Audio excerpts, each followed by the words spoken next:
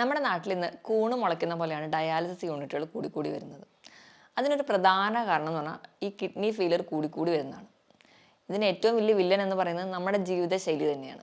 നമ്മുടെ ജീവിതശൈലിയായിട്ടോ അല്ലെങ്കിൽ നമ്മൾ ചെയ്യുന്ന പല തെറ്റുകളാണ് കിഡ്നീനെ അപകടത്തിലാക്കുന്നത്. ഈ വീഡിയോയിലൂടെ നമ്മൾ ചെയ്യുന്ന എന്തൊക്കെ തെറ്റുകളാണ് കിഡ്നി ഫെയിലിയറിലോട്ട് പോകുന്നത്, നമുക്ക് ഏതൊക്കെ ഭക്ഷണം കഴിച്ചാൽ ഒരു പരിധി വരെ കിഡ്നീനെ സംരക്ഷിക്കാം എന്ന് ഡീറ്റെയിൽ ആയിട്ട് നോക്കാം. ഞാൻ ഡോക്ടർ പ്രിയ, Q1B ഹെൽത്ത് കെയറിലെ ഹോമിയോപ്പതിക് ഫിസിഷ്യനാണ്. നമ്മൾ ചെയ്യുന്ന ചില തെറ്റുകൾ നമ്മൾ തന്നെ അറിയാതെ ചെയ്യുന്ന തെറ്റുകളായിട്ടോ നമ്മൾ അറിയുന്ന ഒരുപാട് തെറ്റുകൾ നമ്മൾ ചെയ്യുന്നതുകൊണ്ടോ കിഡ്നി ഇന്ന് കംപ്ലീറ്റ് ഫെയിലിയറിലോട്ട് പോകുന്നുണ്ട്. കിഡ്നി എന്ന് പറഞ്ഞാൽ നമ്മുടെ ശരീരത്തിൽ A to Z പ്രവർത്തനങ്ങളെ മാനേജ് ചെയ്യുന്ന ഒരാളാണ്. മൂത്രം മരിച്ച് പുറന്തള്ളുക എന്നുള്ളത് മാത്രമല്ല, നമ്മുടെ ശരീരത്തിലെ മറ്റു പല പ്രവർത്തനങ്ങൾക്ക് സഹായിക്കുന്നുണ്ട്. ചുവന്ന രക്താണുക്കളുടെ ലെവൽ മെയിൻറ്റെയിൻ ചെയ്യാൻ എറിത്രോപോയിറ്റിൻ എന്ന് പറയുന്ന ഹോർമോൺ ഉണ്ടാക്കുന്നു, വൈറ്റമിൻ ഡിയുടെ ലെവൽ മെയിൻറ്റെയിൻ ചെയ്യുന്നു, BP കൺട്രോൾഡ് ആക്കി നിർത്തുന്നു. ഇവയൊക്കെ കിഡ്നിയുടെ പ്രവർത്തനം കൊണ്ടാണ്. നമുക്ക് വേണ്ട ധാതുക്കളെയും ലവണങ്ങളെയൊക്കെ സോർട്ട് ഔട്ട് ചെയ്തെടുക്കുന്നതും ഈ കിഡ്നി തന്നെയാണ്. അപ്പം നമ്മുടെ ശരീരത്തിലെ ഒട്ടുമിക്ക പ്രവർത്തനങ്ങൾക്ക് സഹായിക്കുന്നതാണ് കിഡ്നി. ചെറിയ ചെറിയ അപകടങ്ങളൊക്കെ വന്നാലും കിഡ്നി പുറത്തോടുന്ന ലക്ഷണങ്ങൾ കാണിക്കാതെയൊക്കെ ഒരു പരിധി വരെ മാനേജ് ചെയ്തു പോകും. പക്ഷെ നമ്മൾ ചെയ്യുന്ന ചില തെറ്റുകൾ എന്തൊക്കെയാണെന്ന് തിരിച്ചറിഞ്ഞ് നമ്മൾ അതൊന്നും ചെയ്യാതിരുന്നാൽ തന്നെ ഒരു പരിധി വരെ നമുക്ക് കിഡ്നി ഫെയിലിയർ തടയാൻ പറ്റും. ഏറ്റവും ഒന്നാമതായിട്ട് പറയുകയാണെങ്കിൽ നമ്മൾ തന്നെ നമ്മളെ ചികിത്സിക്കുക. ഇന്ന് നമ്മൾക്കറിയാം മിക്ക ഇലകളോ അല്ലെങ്കിൽ പഴങ്ങളോ നല്ലതാണ്, അല്ലെങ്കിൽ ഇന്ന രോഗങ്ങൾ തടയാൻ ഇത് നല്ലതാണ് എന്നൊക്കെ കേൾക്കുമ്പോൾ തന്നെ നമ്മൾ ധാരാളമായിട്ട് അതങ്ങ് കഴിക്കും. ഏറ്റവും വലിയൊരു ഉദാഹരണം എന്ന് പറഞ്ഞാൽ കുറച്ച് കാലം മുൻപ് തന്നെ കൊളസ്ട്രോൾ നിയന്ത്രിക്കാൻ വേണ്ടിയിട്ട് നമുക്കറിയാം നമ്മൾ കഴിക്കുന്ന ഇരുമ്പൻ പുളി നല്ലതാണെന്ന് പറയുന്നത് കേട്ടിട്ട് ഒരുപാട് ആൾക്കാർ ഈ ഇരുമ്പൻ പുളി എടുത്ത് ജ്യൂസാക്കി അതങ്ങ് ദിവസവും കുടിക്കാൻ തുടങ്ങി. അവിടെ കൊളസ്ട്രോൾ മെയിൻറ്റെയിൻ അല്ലെങ്കിൽ കൊളസ്ട്രോൾ കുറയ്ക്കാൻ വേണ്ടിയാണ് നമ്മളിത് കഴിച്ചിരുന്നതെങ്കിൽ ഇപ്പുറത്തെ സൈഡിൽ ഓക്സലേറ്റുകൾ അടിഞ്ഞ് കിഡ്നി ഡാമേജ് ആവുകയാണ്. നമ്മൾ തന്നെയാണ് നമുക്ക് രോഗങ്ങൾ ഉണ്ടാക്കി വെക്കുന്നത്. ഇതുപോലെയാണ് മറ്റ് പല കണ്ടീഷൻസ് എടുക്കുകയാണെങ്കിലും ചില ഇലക്കറികൾ പൊതുവേ നമുക്ക് ശരീരത്തിന് നല്ലതാണ്. അപ്പോൾ ഇലക്കറികൾ പാകം ചെയ്ത് കഴിക്കുകയാണെങ്കിൽ നമുക്ക് ദോഷമില്ല. ഇത് തന്നെ നമ്മൾ അരച്ച് പിഴിഞ്ഞ് ജ്യൂസായി കുടിക്കുന്ന ആരാണെങ്കിൽ ഇത് നമ്മുടെ കിഡ്നിനെ നശിപ്പിക്കുന്നു. നെല്ലിക്ക നമുക്ക് നല്ലതാണ്, ഏറ്റവും നല്ലപോലെ വൈറ്റമിൻ സി ഉണ്ട്, ഏറ്റവും നല്ല റിച്ച് സോഴ്സ് ആണെന്ന് നമുക്കറിയാം. എന്നാൽ കുറച്ച് അധികം വൈറ്റമിൻ സി കിട്ടിക്കോട്ടെ എന്ന് ഓർത്തിട്ട് കോവിഡ് കാലങ്ങൾക്ക് അല്ലെങ്കിൽ പല ഇൻഫെക്ഷൻസ് തടയാൻ വേണ്ടിയിട്ട് നമ്മൾ ചെയ്യുന്ന ഒന്നാണ് ഒരു ദിവസം ഒരു 8-10 നെല്ലിക്ക എടുത്ത് അരച്ച് ജ്യൂസാക്കി കുടിക്കുക. അത് നമുക്ക് ദോഷം ചെയ്യും. ദിവസം 1-2 നെല്ലിക്ക അത്രയും നമ്മുടെ ശരീരത്തിന് ആവശ്യമുള്ളൂ. ഞാൻ ഈ പറഞ്ഞതെല്ലാം നിങ്ങൾ ജ്യൂസാക്കി കഴിക്കുകയാണെങ്കിലാണ് പ്രശ്നം ഉണ്ടാവുക. നമ്മൾ പാകം ചെയ്തിട്ടാണ് കഴിക്കുന്നതെങ്കിൽ നമ്മൾ ഇപ്പോൾ ചീരയൊക്കെ ആണെങ്കിൽ ഒരു ലിമിറ്റിൽ നമുക്ക് കുക്ക് ചെയ്ത് കഴിക്കുകയാണെങ്കിൽ നമുക്ക് കുഴപ്പമില്ല. നമ്മൾ ജ്യൂസാക്കി കഴിക്കുമ്പോഴാണ് ഈ പറഞ്ഞ പ്രശ്നങ്ങൾ ഉണ്ടാവുന്നത്. ഇനി അടുത്തൊരു പ്രശ്നം എന്ന് പറഞ്ഞാൽ പെയിൻ കില്ലേഴ്സിൻ്റെ അധികമായിട്ടുള്ള ഉപയോഗം. ഡോക്ടേഴ്സിനെ കാണാനോ അല്ലെങ്കിൽ ഡോക്ടറെ കാണാനുള്ള ബുദ്ധിമുട്ട് കൊണ്ടോ ഒരു സമയലാഭത്തിന് വേണ്ടിയിട്ടോ സ്വയം ചികിത്സിക്കുക. പനി വരുമ്പോൾ ഉടനെ പാരസെറ്റമോളോ അല്ലെങ്കിൽ മറ്റ് പെയിൻ കില്ലേഴ്സോ അല്ലെങ്കിൽ ടെമ്പറേച്ചർ കുറയ്ക്കാൻ മറ്റ് ടാബ്ലറ്റ്സോ ഡിപ്പെൻഡ് ചെയ്യുക. ഇങ്ങനെയൊക്കെ ചെയ്യുന്നതിൻ്റെ ഭാഗമായിട്ട് ഡോക്ടറുടെ കൺസൾട്ടേഷൻ ഇല്ലാതെ മെഡിസിൻസ് എടുക്കുന്നതിൻ്റെ ഭാഗമായിട്ട് കിഡ്നി ഫെയിലിയറിലോട്ട് പോകാം. ഇനി അധികമായിട്ട് ഫോസ്ഫറസ് കണ്ടൻറ്റുള്ള ഭക്ഷണങ്ങൾ നമ്മൾ കൂടുതലായിട്ട് കഴിക്കാം. ഫോസ്ഫറസ് കണ്ടൻറ്റുള്ള ഭക്ഷണങ്ങൾ എന്ന് പറയുമ്പോൾ നമ്മൾ കഴിക്കുന്ന പേസ്ട്രി, കേക്ക്സ്, പുഡിംഗ് ഇവയിലൊക്കെ ധാരാളം ഫോസ്ഫറസ് ഉണ്ട്. ഇവ നമ്മുടെ ശരീരത്തിൽ അധികമായിട്ട് ചെന്ന് കഴിഞ്ഞാൽ പ്രശ്നമാണ്. അതുപോലെ തന്നെ സോഡിയത്തിൻ്റെ അളവ് കൂടിയാലും നമുക്കറിയാം BP കൂടാനൊരു കാരണം എന്ന് പറഞ്ഞാൽ സോഡിയം കൂടുന്നതാണ്.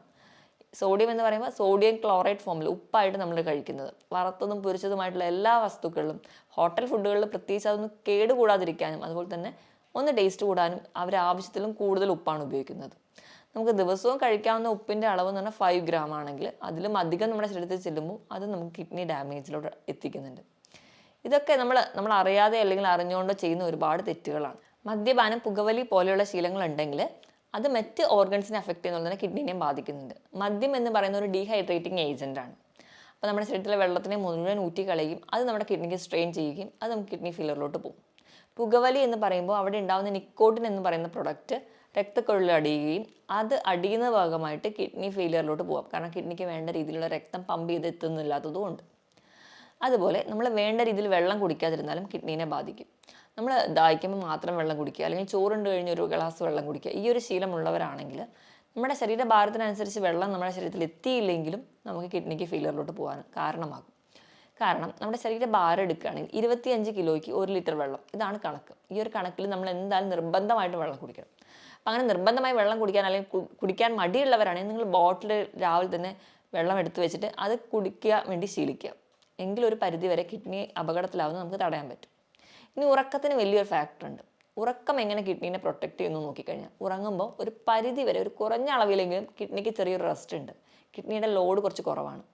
അപ്പോൾ നമുക്ക് കിഡ്നിക്ക് ചെറിയൊരു റെസ്റ്റ് കൊടുത്താൽ തന്നെ അത് കുറച്ചധികം കാലം കൂടി ഓടാൻ സഹായിക്കും. ഇനി നമ്മുടെ ഭക്ഷണത്തിൻ്റെ കാര്യം എടുക്കുകയാണെങ്കിൽ നമുക്കറിയാം, നമുക്ക് കൂടുതൽ ഇഷ്ടം നോൺ വെജ് ഫുഡ് കഴിക്കാനാണ്.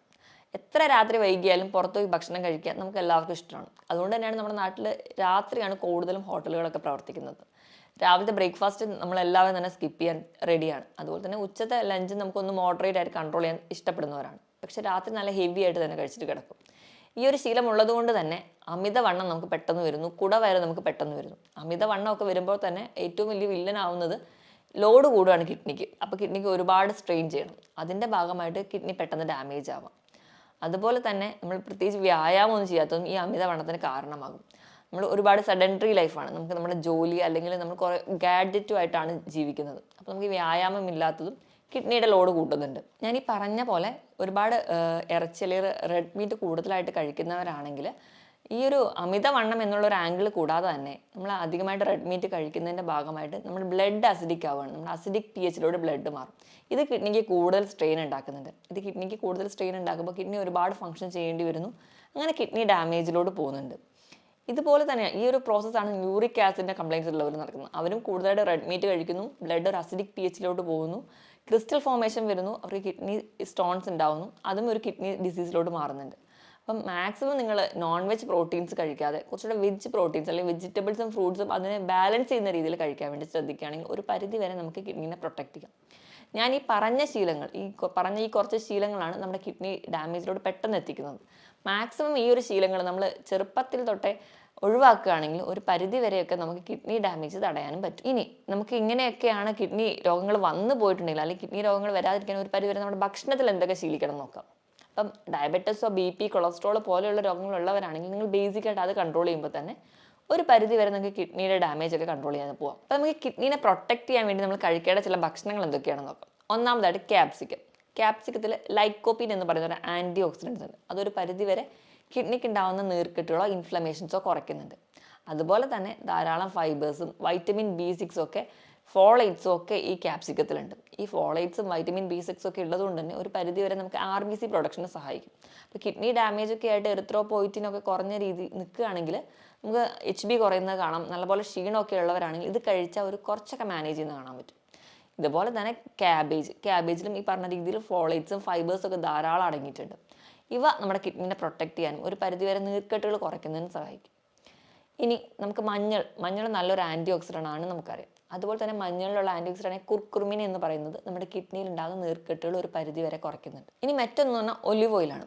ഒലിവ് ഓയിൽ എന്ന് പറയുന്നത് നമുക്കറിയാം നല്ലൊരു ആൻറ്റി ഓക്സിഡൻ്റ് ആണ്. അതുപോലെ ഇതിൽ അടങ്ങിയിട്ടുള്ള ഫാറ്റി ആസിഡ് എന്ന് പറയുന്നത് ഒലീക് ആസിഡ്, ഇവ നമുക്ക് കിഡ്നിക്ക് ഉണ്ടാകുന്ന ഒരു സ്ട്രെയിൻ കുറയ്ക്കുന്നതായിട്ട് കാണാം. ഒലിവ് ഓയിൽ നമുക്ക് ഏറ്റവും നല്ലതെന്ന് പറഞ്ഞാൽ സാലഡിലൊക്കെ ഒരു ഡ്രസ്സിംഗ് ആയിട്ട് ഉപയോഗിക്കാം. ഒരിക്കലും കുക്ക് ചെയ്യാൻ വേണ്ടിയിട്ടല്ല, ജസ്റ്റ് സാലഡൊക്കെ ഉണ്ടാക്കി അതിൻ്റെ മുകളിലൊരു ഡ്രസ്സിംഗ് ആയിട്ട് ഒലിവ് ഓയിൽ കഴിക്കുകയാണെങ്കിൽ നിങ്ങൾക്ക് നല്ലതാണ്. അതുപോലെ തന്നെ അതിൽ ധാരാളം omega-3 ഫാറ്റി ആസിഡ്സും ഉണ്ട്. ഇനി ഏറ്റവും നല്ലതെന്ന് പറയുന്നത് ആപ്പിളാണ്. ആപ്പിൾ ധാരാളം ഫൈബേഴ്സ് ഉണ്ട്. ഈ ഫൈബേഴ്സ് നമുക്കിപ്പം കുടലിലോ അല്ലെങ്കിൽ നമ്മുടെ ശരീരത്തിലുണ്ടാകുന്ന പല ടോക്സിൻസിനെ പെട്ടെന്ന് തന്നെ പുറം തള്ളിക്കളയാൻ വേണ്ടിയിട്ട് നമുക്ക് ഈ ഫൈബേഴ്സ് നമ്മളെ സഹായിക്കുന്നുണ്ട്. അപ്പോൾ നിങ്ങൾക്ക് കഴിക്കാവുന്ന ഒരു ഫ്രൂട്ടാണ് ആപ്പിൾ. അതുപോലെ തന്നെ തണ്ണിമത്തൻ കഴിക്കുമ്പോൾ അതിലും ഈ ലൈക്കോപ്പിൻ എന്ന് പറയുന്ന ആൻറ്റി ഓക്സിഡൻസ് ഉണ്ട്. അത് നമുക്ക് ഇൻഫ്ലമേഷൻ കുറയ്ക്കുന്നുണ്ട്. അതുപോലെ തണ്ണിമത്തൻ നമുക്ക് നല്ല ഹൈഡ്രേഷൻ തരുന്ന ഒരു ഫ്രൂട്ടാണ്. അപ്പോൾ അതും നിങ്ങൾക്ക് ഉൾപ്പെടുത്തുന്ന ഒരു പരിധിവരെ കിഡ്നിനെയൊക്കെ സംരക്ഷിക്കാൻ വേണ്ടി സഹായിക്കും. ഇനി ഇത് കൂടാതെ തന്നെ നമുക്ക് നമ്മുടെ ഉപ്പിൻ്റെ അളവൊന്ന് നിയന്ത്രിക്കാൻ വേണ്ടി ശ്രദ്ധിക്കുക. കിഡ്നീനെ അപകടത്തിലാക്കുന്നതിന് മുൻപ് നിങ്ങളുടെ ഉപ്പിൻ്റെ അളവ് നിങ്ങൾ കഴിക്കുമ്പോൾ മാക്സിമം വറുത്തതും പൊരിച്ചതൊക്കെ ഒഴിവാക്കിയിട്ട് ഇതൊക്കെ കഴിക്കുന്നതിനോടൊപ്പം തന്നെ നിങ്ങളുടെ ഉപ്പിൻ്റെ അളവ് മെയിൻറ്റെയിൻ ചെയ്യുക. മാക്സിമം നിങ്ങൾ ഫുഡൊക്കെ കഴിക്കുമ്പോൾ ഒരു 4 ഗ്രാമിലൊക്കെ കൂടാതിരിക്കാൻ വേണ്ടി ശ്രദ്ധിക്കുക. അപ്പോൾ നമുക്ക് ഉപ്പിൻ്റെ അളവ് മെയിൻറ്റെയിൻ ചെയ്യുന്ന ഒരു പരിധി വരെ കിഡ്നി ഡാമേജ് ഒക്കെ കുറയ്ക്കാൻ പറ്റും. ഇനി ഭക്ഷണത്തിൽ ഉൾപ്പെടുത്തേണ്ട ഒന്നാണ് വെളുത്തുള്ളിയിൽ അല്ലിസിൻ എന്ന് പറയുന്ന ഒരു കണ്ടന്റ് ഉണ്ട്. ഇതും നമുക്കൊരു പരിധി വരെ കിഡ്നി ഡാമേജ് കുറയ്ക്കാൻ പറ്റും. അതുപോലെ ഇഞ്ചിയിൽ അടങ്ങിയിട്ടുള്ള കണ്ടന്റ് നമുക്ക് ശരീരത്തിലുണ്ടാകുന്ന നീർക്കെട്ടുകൾ കുറയ്ക്കുന്നു. അതുപോലെ തന്നെ കിഡ്നി ഡാമേജ് ഉണ്ടാകുമ്പോൾ ഒരുപാട് പേർക്ക് ഉണ്ടാകുന്ന ഒരു ബുദ്ധിമുട്ടാണ് നടുവിന് കഴപ്പ്, നടുവേദനയൊക്കെ. ഈ ഒരു പ്രശ്നവും നമുക്കൊരു പരിധി വരെ കുറയ്ക്കാൻ പറ്റും. അതുപോലെ തന്നെ ഇഞ്ചി നല്ലൊരു ഡയൂറെറ്റിക്കായിട്ടും ആക്ട് ചെയ്യുന്നുണ്ട്. ധാരാളം ഇലക്കറികളൊക്കെ കഴിക്കുക. ഇലക്കറികൾ എന്ന് പറയുമ്പോൾ നമ്മൾ ചീര മാത്രമല്ല, അല്ലാതെ മറ്റ് ബ്രക്കോളി അങ്ങനെയുള്ള ഇലക്കറികളൊക്കെ ധാരാളമായി കഴിക്കാൻ വേണ്ടി ശ്രദ്ധിക്കുക. ഇപ്പോഴും പാചകം ചെയ്ത് കഴിക്കുമ്പം ഇതിൽ നിന്ന് നമുക്ക് നമ്മുടെ RBC പ്രൊഡക്ഷൻ ആവശ്യമായിട്ടുള്ള വൈറ്റമിൻസോ അല്ലെങ്കിൽ മിനറൽസോ അല്ലെങ്കിൽ അയണൊക്കെ നമുക്ക് കിട്ടുന്നുണ്ട്. നമുക്ക് ഈ ഒരു RBC കുറയുന്നതുകൊണ്ടോ അല്ലെങ്കിൽ HB കുറയുന്നതുകൊണ്ടോ ഉണ്ടാകുന്ന ക്ഷീണവും ഒരു പരിധി വരെ കുറയ്ക്കാൻ പറ്റും. ഈ പറഞ്ഞ രീതിയിലൊക്കെ ഭക്ഷണം കഴിക്കുകയാണെങ്കിൽ ഒരു പരിധി വരെയൊക്കെ നമുക്ക് നമ്മുടെ കിഡ്നിനെ സംരക്ഷിച്ച് നിർത്താൻ പറ്റും. ഇനിയിപ്പോൾ നമ്മൾ കഴിക്കുന്ന ഭക്ഷണത്തിൽ പ്രോട്ടീൻ്റെ അളവ് നോക്കുകയാണെങ്കിൽ 1 കിലോയ്ക്ക് 1 ഗ്രാം ഇതാണ് നമ്മൾ കഴിക്കുന്ന പ്രോട്ടീൻ്റെ അളവ്. അതായത് ഒരു 70 കിലോ ഉള്ള ഒരാളാണെങ്കിൽ 70 ഗ്രാം പ്രോട്ടീൻ അവർക്ക് കഴിക്കാം ഒരു ദിവസം. കിഡ്നി ഡാമേജ് ഒക്കെ സ്റ്റാർട്ട് ചെയ്തു അല്ലെങ്കിൽ ചെറിയ ചെറിയ ലക്ഷണങ്ങളൊക്കെ കണ്ടു തുടങ്ങിയിട്ടുണ്ടെങ്കിൽ നിങ്ങളുടെ പ്രോട്ടീൻ്റെ അളവ് കുറയ്ക്കുക. എപ്പോഴും നിങ്ങൾ പ്രിഫർ ചെയ്യേണ്ടത് വെജിറ്റബിൾ പ്രോട്ടീൻസ് ആണ്. പയർ, കടല, പരിപ്പ്, കൂണ്, അതേപോലെ പനീർ ഇവയൊക്കെ കൂടുതലായിട്ട് കഴിക്കുക. മാക്സിമം നിങ്ങൾ അനിമൽ പ്രോട്ടീൻസ്, റെഡ് മീറ്റ് ഒക്കെ കുറയ്ക്കാൻ വേണ്ടി ശ്രദ്ധിക്കുക. അപ്പോൾ ഒരു കിഡ്നി പേഷ്യൻസ് ആയിക്കഴിഞ്ഞാൽ നിങ്ങൾ കഴിക്കേണ്ട പ്രോട്ടീൻ്റെ അളവെന്ന് പറഞ്ഞാൽ നിങ്ങളുടെ 1 കിലോയ്ക്ക് 0.8 ഗ്രാം മാത്രമേ പ്രോട്ടീൻ കഴിക്കാൻ പാടുള്ളൂ. ഇനി കൊഴുപ്പ് കഴിക്കുകയാണെങ്കിൽ നമ്മളൊരു ദിവസം കഴിക്കേണ്ട കൊഴുപ്പിൻ്റെ വെയിറ്റ് എന്ന് പറഞ്ഞാൽ 50 ഗ്രാം കൊഴുപ്പാണ്. കിഡ്നി ഡാമേജ് ഒക്കെ സ്റ്റാർട്ട് ചെയ്യുകയാണ്, അതിൻ്റെ ലക്ഷണങ്ങളൊക്കെ കണ്ടു തുടങ്ങിയിട്ടുണ്ടെങ്കിൽ കൊഴുപ്പ് ഒരു ദിവസം ഒരു 25 ഗ്രാം മാത്രമേ കഴിക്കാവുള്ളൂ. പകുതിയായിട്ട് കുറയ്ക്കണം. അതുപോലെ സോഡിയം, പൊട്ടാസ്യം ഒക്കെ ലെവൽ മെയിൻറ്റെയിൻ ചെയ്യാൻ വേണ്ടി ശ്രദ്ധിക്കുക. സോഡിയം ഞാൻ പറഞ്ഞ പോലെ വറുത്തതും പൊരിച്ചതൊക്കെ ഒന്ന് ഒഴിവാക്കുകയാണെങ്കിൽ, പപ്പടം, അച്ചാർ, ഉപ്പിലിട്ടതൊക്കെ ഒഴിവാക്കുകയാണെങ്കിൽ ഒരു പരിധി വരെ നമുക്ക് കൺട്രോൾ ചെയ്യാം. പൊട്ടാസ്യത്തിൻ്റെ ലെവൽ മെയിൻറ്റെയിൻ ചെയ്യാൻ വേണ്ടി നിങ്ങൾ അധികം പൊട്ടാസ്യമുള്ള ഭക്ഷണങ്ങളാണെങ്കിൽ ഒന്ന് ഒഴിവാക്കുക. കൂടുതലായിട്ട് പൊട്ടാസ്യം അടങ്ങിയിരിക്കുന്നത് കരിക്ക്, ഏത്തപ്പഴം, മാതളം ഇവയിലൊക്കെയാണ്. മാക്സിമം നിങ്ങൾ കഴിയുമ്പോൾ ഫ്രൂട്ട്സ് തിരഞ്ഞെടുക്കുമ്പോൾ പൊട്ടാസ്യം കുറവുള്ള പൈനാപ്പിൾ, ആപ്പിൾ, ബെറീസ്, പേരയ്ക്ക ഇവയൊക്കെ കൂടുതലായിട്ടും തിരഞ്ഞെടുക്കാൻ വേണ്ടി ശ്രദ്ധിക്കുക. ഇനി ഏത്തപ്പഴമൊക്കെ കഴിക്കാൻ താല്പര്യം ഉണ്ടെങ്കിൽ വല്ലപ്പോഴും കഴിക്കുമ്പോൾ പുഴുങ്ങി കഴിക്കുകയാണെങ്കിൽ ഒരു പരിധി വരെയൊക്കെ നമുക്ക് സോഡിയം, പൊട്ടാസ്യത്തിൻ്റെ അളവ് കുറയ്ക്കാൻ പറ്റും. ഞാൻ ഈ പറഞ്ഞ രീതിയിലൊക്കെ ഭക്ഷണം കൂടുതലായിട്ട് ഹെൽത്തി ആയിട്ട് കഴിക്കുക, കൃത്യമായിട്ട് വ്യായാമം ചെയ്യുക, നല്ല രീതിയിൽ കൃത്യമായിട്ട് ഉറങ്ങുക. അതായത് ഒരു 6-7 മണിക്കൂർ കൃത്യമായിട്ട് തന്നെ ഉറങ്ങാൻ വേണ്ടി ശീലിക്കുക. വ്യായാമം ആഴ്ചയിൽ 5 ദിവസമെങ്കിലും മാക്സിമം നിർബന്ധമായിട്ട് തന്നെ ചെയ്യാൻ വേണ്ടി ശ്രദ്ധിക്കുക. നല്ല രീതിയിൽ തന്നെ നിങ്ങൾക്ക് ആവശ്യത്തിന് വേണ്ടിയുള്ള വെയിൽ കൊള്ളുക, കൃത്യമായി വെള്ളം കുടിക്കുക. അപ്പോൾ നിങ്ങൾക്ക് കുറച്ചുകൂടി ഹെൽത്തി ആയിട്ട് ഇരിക്കാൻ പറ്റും. അതുപോലെ ഞാൻ ആദ്യം പറഞ്ഞ രീതിയിലുള്ള തെറ്റുകൾ മാക്സിമം ഒഴിവാക്കുക. അങ്ങനെയാണെങ്കിൽ ഒരു പരിധി വരെ നമുക്ക് നമ്മുടെ കിഡ്നീനെ പ്രൊട്ടക്റ്റ് ചെയ്യാൻ പറ്റും. ഞാൻ ഈ പറഞ്ഞ കാര്യത്തിൽ എന്തെങ്കിലും ഡൗട്ട് ഉണ്ടെങ്കിൽ നിങ്ങൾ താഴെ കാണുന്ന നമ്പറിൽ കോൺടാക്ട് ചെയ്യുക. മറ്റൊരു ഹെൽത്ത് ടോപ്പിക്കുമായിട്ട് വീണ്ടും കാണുന്നത് വരെ നന്ദി.